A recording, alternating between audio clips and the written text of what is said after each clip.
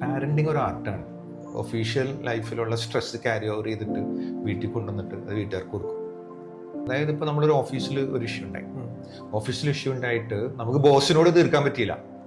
നമ്മളിത് വന്ന് തീർക്കുന്നത് ഒന്നില്ലെങ്കിൽ ഭാര്യനോട് അല്ലെങ്കിൽ കുട്ടികളോടായിരിക്കും. ഒരു വീട്ടിൽ ഒരു കുട്ടി ചീത്ത വിളിക്കുന്നു, ചീത്ത വാക്കുകൾ യൂസ് ചെയ്യുന്നു, നമ്മൾ അവനെ കറക്റ്റ് ചെയ്യാൻ പോകുമ്പോൾ ആ പാരൻസ് അവിടെ ചീത്ത വാക്ക് പറയുന്ന പാരൻസ് ആണെന്നുണ്ടെങ്കിൽ ആ കുട്ടി കേൾക്കും.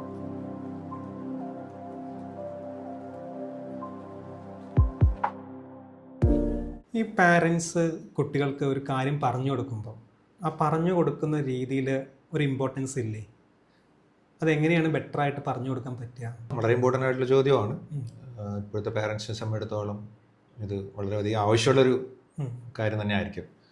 നമ്മൾ 3 കാര്യങ്ങളും ശ്രദ്ധിക്കേണ്ടി വരും. ഒന്ന്, അവരായിട്ട് ഇമോഷണൽ ഒരു കണക്ഷൻ ആദ്യം ഉണ്ടാക്കുക, ഫസ്റ്റ്. സെക്കൻഡ്, ഈ കാര്യം എക്സ്പ്ലെയിൻ ചെയ്ത് കൊടുക്കുക. മൂന്നാമത് വേണം കറക്റ്റ് ചെയ്യാൻ. നമുക്ക് എന്താ പറ്റിയെന്നറിയോ, നമ്മൾ ആദ്യം ഇത് കറക്റ്റ് ചെയ്യാൻ ശ്രമിക്കും. അപ്പോൾ അവിടെ ഇമോഷണൽ കണക്ഷൻ ഉണ്ടാവില്ല, ഇത് എക്സ്പ്ലെയിൻ ചെയ്തിട്ടുണ്ടാവില്ല. അപ്പോൾ എന്തായാലും അവരനുസരിക്കാൻ പോകണില്ല. അപ്പോൾ 3 കാര്യങ്ങൾ ഒന്ന് ശ്രദ്ധിച്ചു പോവുക. ആദ്യം നമ്മൾ എന്ത് ചെയ്യണം? ഇമോഷണലി കണക്റ്റ് ആവണം. നെക്സ്റ്റ് അത് എക്സ്പ്ലെയിൻ ചെയ്യുക, എന്നിട്ട് കറക്റ്റ് ചെയ്യുക. ഇതിൽ ഇമ്പോർട്ടൻ്റ് ആണെന്ന് വെച്ചാൽ ഇവരുടെ ഏജ് ഒരു മാറ്ററാണ്. അപ്പോൾ നമ്മൾ ഏജിനനുസരിച്ചിട്ട് വേണം കാര്യങ്ങൾ പറഞ്ഞു കൊടുക്കാൻ. ഒരു കുഞ്ഞു കുട്ടീനോട് വലിയൊരു അഡൽറ്റിനോട് പറയുന്ന മാതിരി സംസാരിച്ചാൽ അവർക്കത് കാര്യങ്ങൾ മനസ്സിലാവില്ല എക്സ്പ്ലെയിൻ ചെയ്യുമ്പോൾ. അപ്പോൾ ഏജ് ഒരു മാറ്ററാണ്, അത് നോക്കണം ഇത് എക്സ്പ്ലെയിൻ ചെയ്യുമ്പോൾ. പിന്നീട് നമ്മുടെ ടോൺ വളരെ ഇമ്പോർട്ടൻ്റ്. നമ്മൾ സംസാരിക്കുമ്പോൾ ഒരു കൊച്ചുകുട്ടീനോട് സംസാരിക്കുമ്പോൾ വളരെ സോഫ്റ്റായിട്ട് പറഞ്ഞാൽ മാത്രമേ ആ കുട്ടിക്ക് അത് മനസ്സിലാവുള്ളൂ. അല്ലെങ്കിൽ ഫിയർ വരില്ലേ ടോൺ, അപ്പോൾ ഉൾക്കൊള്ളാൻ പറ്റില്ല. പിന്നെ ബോഡി ലാംഗ്വേജ് വളരെ ഇമ്പോർട്ടൻ്റ്.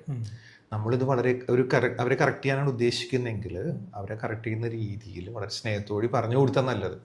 അല്ലെങ്കിൽ വീണ്ടും ഫിയർ വരും. നമ്മൾ ഭയങ്കര ബലോക്ക് പിടിച്ച് പറയുന്നത് അവർക്കത് ഉൾക്കൊള്ളാൻ പറ്റില്ല. കാരണം ബ്രെയിനിൽ ഫിയർ ആയിരിക്കും ക്രിയേറ്റ് ചെയ്യുക. ഏറ്റവും നല്ല ഫ്രണ്ട്ലി അപ്രോച്ച് തന്നെയാണല്ലേ? തീർച്ചയായും അത് കറക്റ്റ് ചെയ്യാൻ ഉദ്ദേശിക്കുകയാണെങ്കിൽ. പിന്നീട് emotional state of child is very very important. നമ്മൾ ഒരു പ്രശ്നം ഉണ്ടാക്കിയിട്ട് ഒരു കുട്ടി നമ്മുടെ അടുത്ത് വന്ന് സംസാരിക്കുമ്പോൾ ആ കുട്ടിക്ക് ഒന്നിൽ സങ്കടമായിട്ടായിരിക്കും നിൽക്കുക, ഒന്നിൽ ദേഷ്യമായിട്ടായിരിക്കും നിൽക്കുക. അപ്പോൾ ഇത് അല്ലെങ്കിൽ വളരെ കാമായിട്ട് നിൽക്കുന്ന കുട്ടിയായിരിക്കും. അപ്പോൾ ആ ഇമോഷണൽ സ്റ്റേറ്റ് നമ്മളൊന്ന് മനസ്സിലാക്കുന്നതല്ല, അവരുടെ മാനസികാവസ്ഥ മനസ്സിലാക്കിയിട്ട്. എക്സാക്ട്ലി, അതാണ് ഞാൻ ആ ഫസ്റ്റ് പോയിന്റ് പറഞ്ഞത്. ഇമോഷണൽ കണക്ഷൻ ആദ്യം ഉണ്ടാക്കുന്ന പറഞ്ഞ അതാണ്.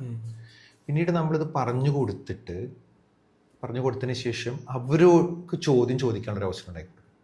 നമ്മളൊരു കാര്യം പറഞ്ഞു കൊടുത്തു, ഇതാണ് പറ്റിയത്, ഇങ്ങനെയാണ്, അപ്പം അങ്ങനെ ചെയ്യാൻ പാടില്ല, എന്ത് പറയുന്നു, എന്താ നിൻ്റെ അഭിപ്രായം എന്ന് ചോദിക്കുന്നത്, ക്വസ്റ്റ്യൻ ചോദിക്കാൻ എൻകറേജ് ചെയ്യുന്നത് വളരെ നല്ലതായിരിക്കും.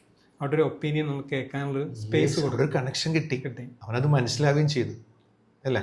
പിന്നെ കൺസിസ്റ്റൻസി ഈസ് വെരി ഇമ്പോർട്ടൻറ്റ്. നമുക്ക് എല്ലാ പാരൻസും വരുന്നൊരു കാര്യം എന്താ അറിയാം, ഒരു വീട്ടിൽ ഒരു കുട്ടി ചീത്ത വിളിക്കുന്നു, ചീത്ത വാക്കുകൾ യൂസ് ചെയ്യുന്നു, നമ്മൾ അവനെ കറക്റ്റ് ചെയ്യാൻ പോകുമ്പോൾ ആ പാരൻസ് അവിടെ ചീത്ത വാക്ക് പറയുന്ന പാരൻസ് ആണെന്നുണ്ടെങ്കിൽ ആ കുട്ടി കേൾക്കും ഇല്ല. അപ്പൊ നമ്മുടെ പ്രവൃത്തിയിൽ അതിൽ കണക്ഷൻ ഇല്ലെങ്കിൽ ആ കുട്ടി അത് കേൾക്കില്ല. നമ്മളൊരു കുട്ടിയോട് സംസാരിക്കുമ്പോൾ ഒത്തിരി കാര്യങ്ങൾ ഇതുപോലെ ഉണ്ട്, മനസ്സിലായി. ലാസ്റ്റ് ഔട്ട്കം എന്താണെന്നും കൂടി കുട്ടീനോട് പറഞ്ഞു കൊടുക്കണം. അപ്പൊ ഞാൻ ഇത്രയും കാര്യങ്ങൾ എന്നോട് പറഞ്ഞല്ലോ, നിനക്ക് കാര്യം മനസ്സിലായോ, ക്ലിയർ ആയോ എന്ന് ആ കുട്ടീനോട് ചോദിച്ചുകൂടി മനസ്സിലാക്കുന്നത് നല്ലതായിരിക്കും.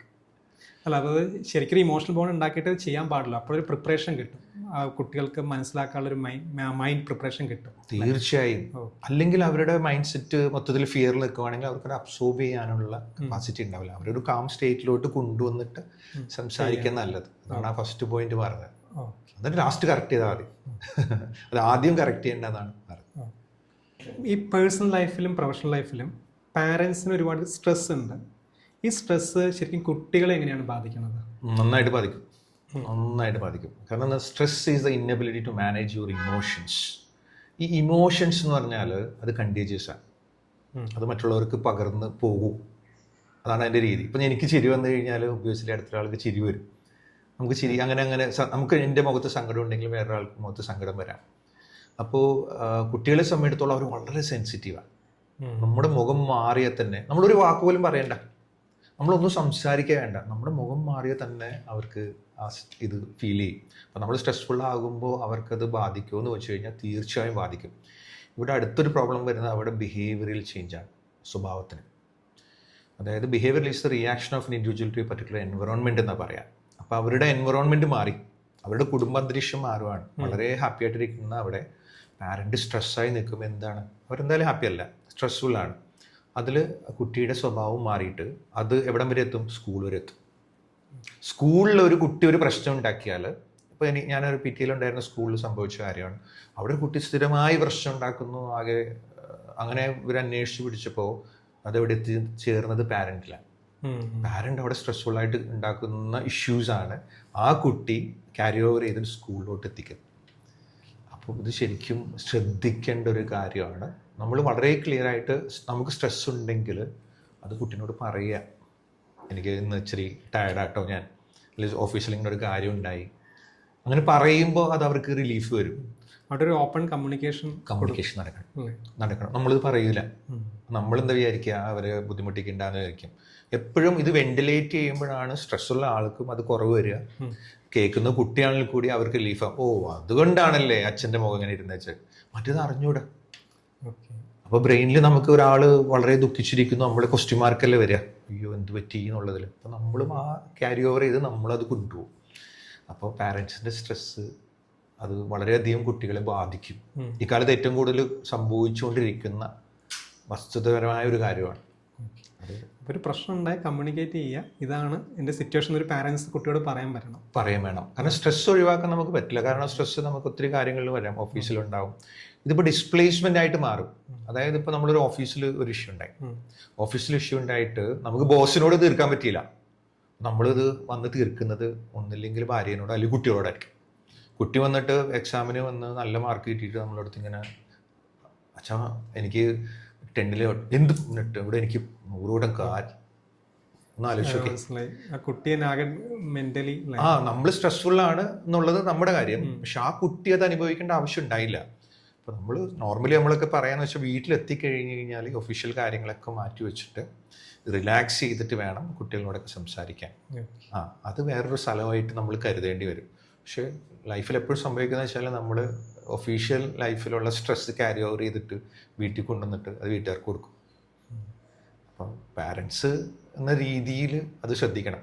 പാരൻറ്റിങ് ഒരു ആർട്ടാണ്, അത് മനസ്സിലാക്കണം. നമ്മൾ കുട്ടികളെ വളർത്തുന്ന എപ്പോഴും പഴയൊരു സ്റ്റൈലിലാണ്, അതല്ല. നമ്മൾ ഇമോഷണലി കണക്റ്റ് ആക്കിയിട്ട് നമ്മുടെ ബുദ്ധിമുട്ടും മനസ്സിലാക്കി അവരുടെ ഫേസിലുള്ള ഇഷ്യൂസൊക്കെ മനസ്സിലാക്കിയിട്ട് ഒരു കമ്മ്യൂണിക്കേഷൻ നടത്തിയാൽ മാത്രമേ ഇതൊക്കെ നേരെ ചൊവ്വേ പോകുള്ളൂ. ഈ സ്വന്തം കാര്യങ്ങൾ ചെയ്യാൻ കുട്ടികളെ ചെറുപ്പത്തിൽ തന്നെ പഠിപ്പിക്കണോ? അതിൻ്റെ ആവശ്യകത? പഠിപ്പിക്കണം, നന്നായിട്ട് പഠിപ്പിക്കണം. ഈ ചെറുപ്പത്തിൽ കറക്റ്റായിട്ട് പഠിക്കാത്ത ഒരാളാണ് ഞാൻ. പഠിക്കാത്തതെന്ന് വെച്ച് കഴിഞ്ഞാൽ എന്നെ ഒറ്റക്ക് കാര്യം ചെയ്യാനായിട്ട് വിടൂലായിരുന്നു. എൻ്റെ മദർ ഭയങ്കരമായിട്ട് വീട്ടിലിങ്ങനെ ഒതുക്കി വളർത്തിയൊരു കുട്ടിയാണ് ഞാൻ. അപ്പോൾ എന്താ സംഭവിച്ചെന്ന് വെച്ച് കഴിഞ്ഞാൽ ഞാൻ പുറത്തേക്ക് സോഷ്യലി എനിക്ക് ഇൻട്രാക്ഷൻ വന്നു തുടങ്ങിയപ്പോൾ എനിക്ക് ബുദ്ധിമുട്ടായിരുന്നു, ഒരു സോഷ്യൽ ആങ്സൈറ്റി വന്നു. അപ്പോൾ അത് അറിഞ്ഞുകൊണ്ട് തന്നെ എൻ്റെ കുട്ടികളെ ഞാൻ വളരെ ക്ലിയർ ആയിട്ട് ഇപ്പോഴേ കാര്യങ്ങൾ ഇൻഡിപെൻഡൻ്റ് ആയിട്ട് ചെയ്തു തുടങ്ങി. ഒന്ന്, ഇൻഡിപെൻഡൻ്റ് ആയിട്ട് നമ്മൾ കാര്യങ്ങൾ ചെയ്യുമ്പോൾ ഒരു ഗുണമെന്ന് വെച്ചാൽ അവർ വളരെ കോൺഫിഡൻ്റ് ആവും. ഒരു കോൺഫിഡൻ്റ് ആയിട്ടുള്ളൊരു കുട്ടിയെ വളർത്തിയെടുക്കുക എന്ന് പറഞ്ഞത് വളരെ വളരെ ഇമ്പോർട്ടൻ്റ് ആണ്. അപ്പോൾ എന്താ സംഭവിക്കുന്നത് വെച്ചാൽ പാരൻറ്റിങ്ങിൽ നമ്മൾ തന്നെയാണ് എല്ലാ കാര്യവും മിക്കതും ചെയ്തു കൊടുക്കുക. കുട്ടികളല്ലേ നമ്മൾ ചെയ്തു കൊടുക്കേണ്ടതെന്ന് വിചാരിക്കുക.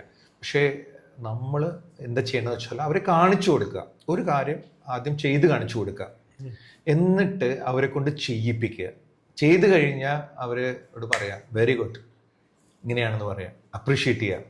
അപ്പോൾ എന്താ, ഓരോ കാര്യങ്ങൾ അവർ ചെയ്ത് പഠിക്കും. ഇപ്പോൾ കൊച്ചു കുട്ടികളാണെന്നുണ്ടെങ്കിൽ ടോയ്സൊക്കെ അവരെന്നെ എടുത്തു വെക്കാൻ പറയാം, കറക്റ്റായിട്ട് ഒതുക്കി വെക്കാൻ പറയാം. കുറച്ചും കൂടി മുതിർന്ന കുട്ടിയാണെങ്കിൽ സ്കൂളിലേക്ക് വേണ്ട സ്കൂൾ ബാഗും എല്ലാം പാക്ക് ചെയ്യാനായിട്ട് അവരെ കറക്റ്റായിട്ട് പഠിപ്പിക്കുക. പിന്നെ കുറച്ചും കൂടി മുതിർന്ന കുട്ടിയാണെങ്കിൽ നമ്മുടെ വീട്ടിൽ വരുന്ന കൊച്ചു കൊച്ചു കാര്യങ്ങളിലുള്ള ഡിസിഷൻ മേക്കിങ് അത് അവർക്ക് കൊടുക്കുക. അപ്പോൾ ഇൻഡിപെൻഡൻ്റ് ആയിട്ട് വളർന്നാൽ മാത്രമേ അവർക്ക് ഇൻഡിപെൻഡൻ്റ് ആയിട്ടൊരു ജോലിക്കോ അല്ലെങ്കിൽ ഇൻഡിപെൻഡൻ്റ് ആയിട്ടുള്ളൊരു ജീവിതത്തിലോട്ട് പോകുമ്പോൾ കാര്യങ്ങൾ കോൺഫിഡൻ്റ് ആയിട്ട് ചെയ്യാൻ പറ്റുള്ളൂ. മറ്റേത് ഡിപ്പെൻഡൻ്റ് ആണ്. ഇപ്പോൾ കല്യാണം കഴിഞ്ഞിട്ട് പോലും നമ്മൾ അമ്മേനെ വിളിച്ചിട്ട് അമ്മേ ഞാനിങ്ങനെ ചെയ്യണോ എന്ന് ചോദിക്കുന്ന ആളുകൾ ഇപ്പോഴുണ്ട്. ഇപ്പോൾ ഒരു ജോലിക്ക് പോയിട്ട് ഞാനിങ്ങനെ അയ്യോ എനിക്ക് ഭയങ്കര ബുദ്ധിമുട്ട്, എന്ത് ചെയ്യണം എന്ന് ചോദിക്കുന്ന ആൾക്കാരുണ്ട്. കാരണം അവർ ഡിപ്പെൻഡൻ്റ് ആണ്. അവർ ഇൻഡിപെൻഡൻ്റ് ആയിട്ട് ജീവിക്കാൻ പഠിപ്പിക്കേണ്ടത് ആവശ്യമാണ്. ഇപ്പം മൃഗങ്ങളെ നോക്കി, അവരെ ചെറുപ്പത്തിൽ അവരെ കിളികളൊക്കെ അവരെ കൊത്തി താഴിടും, പറക്കാൻ പറയും. പക്ഷെ നമ്മൾ പറക്കാൻ അനുവദിച്ചില്ലെങ്കിൽ സ്വന്തമായിട്ട് പറക്കുമ്പോൾ അവർക്ക് ബുദ്ധിമുട്ടാവും. അപ്പം ഈ ചോദ്യം വളരെ പ്രസക്തമാണ്. അവരെ ഇൻഡിപെൻഡൻ്റ് ആയിട്ട് കോൺഫിഡൻ്റ് ആയിട്ട് തന്നെ വളർത്തണം. ഓക്കെ.